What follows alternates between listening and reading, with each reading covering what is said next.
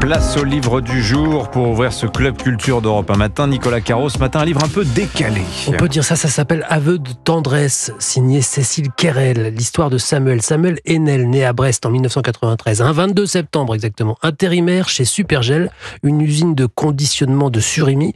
Mais pour l'instant, il est interrogé par la police, enfin par une commissaire un peu démissionnaire qui souffle en même temps que son vieil ordinateur.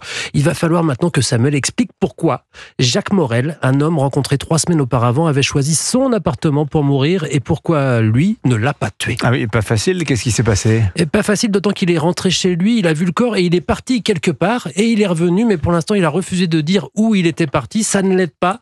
Et comme il le dit à la commissaire qui lui sert un café, j'aimerais prendre le temps de vous expliquer, sinon vous allez trouver ça louche. C'est sûr. Et il raconte, il a rencontré Jacques dans une animalerie, il était là pour trouver de la compagnie, un animal pour tromper sa solitude.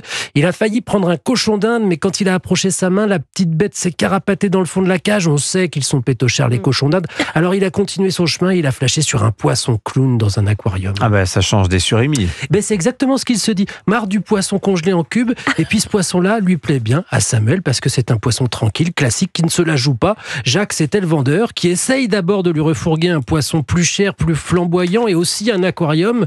Mais quand Samuel voit les prix, il lui dit qu'il le mettra dans sa baignoire. Impossible, dit Jacques, c'est un poisson du Pacifique, il a besoin de lumière et vous n'aurez jamais le bon taux de salinité dans une baignoire. Mais c'est trop cher, répond Samuel. Alors Jacques emmène Samuel dans l'arrière-boutique et lui offre un bassin de 2 mètres dont le distributeur automatique est défectueux. Bon, mais de toute façon, il est à vélo, Samuel, c'est pas possible. Il habite dans le centre de Rennes, je vous ai pas dit. Mais Jacques a une solution à tout et il propose de le ramener en voiture avec l'aquarium et le poisson. Bon, et voilà comment Samuel rencontre Jacques et comment tout ça va le mener dans le bureau de la commissaire, soupçonné de meurtre. Il vous reste à lire le roman pour savoir pourquoi, comment, ce qu'il est parti faire après avoir vu le corps. Et c'est drôle, et c'est très intelligent, et ça sonne juste. Aveux de tendresse, donc, le livre de Cécile Querelle, c'est aux éditions La Tribu. Merci beaucoup Nicolas Caro. Il y a un rendez-vous à ne pas manquer avec vous Nicolas Caro, c'est tous les dimanches, 18h-19h, La Voix est livre, votre émission. Vous recevez qui ce dimanche ? Ce sera Adèle Bréau. Un rendez-vous dimanche, 18h-19h sur Europe 1. La sortie Europe 1 de la semaine, Olivier Benkemoun, donc au théâtre aujourd'hui, avec une pièce où le général de Gaulle rencontre Emmanuel Macron. Ouais, il y a qu'au théâtre que l'on peut imaginer ça. Le président Macron, en son boudoir, s'endort en lisant Astérix, les lauriers de César, et voilà que lui apparaît de Gaulle. Alors chez vous, le jeune président, mon général, sur le plateau, 2 comédiens, Stéphane Dos, 75 ans, qui a l'allure, la taille et les intonations du général, face à Nicolas Vial, acteur au vrai faux air d'Emmanuel Macron, jusque dans le costume. Le tailleur qu'on a dégoté se trouve être le tailleur d'Emmanuel Macron qui lui a fait son costume bleu présidentiel. Il se trouve, et moi j'en avais bien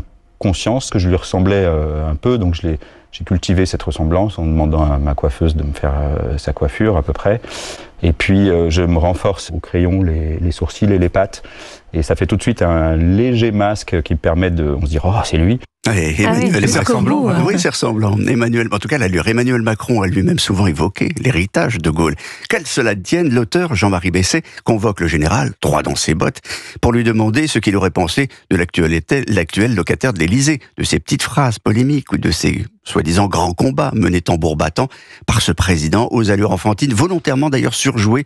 C'était à la demande du metteur en scène Lionel Courteau. Il a dû gérer la Deuxième Guerre mondiale, c'est la figure historique du XXe siècle. Le pauvre Macron, il paraît misérable face à une telle histoire. J'ai eu à faire face à une épidémie d'amplitude mondiale. Inévitablement, il fallait qu'on travaille sur la figure de Macron avec une dimension un peu ironique. Un mouvement de révolte populaire. Une jacquerie. Oui, des gilets jaunes.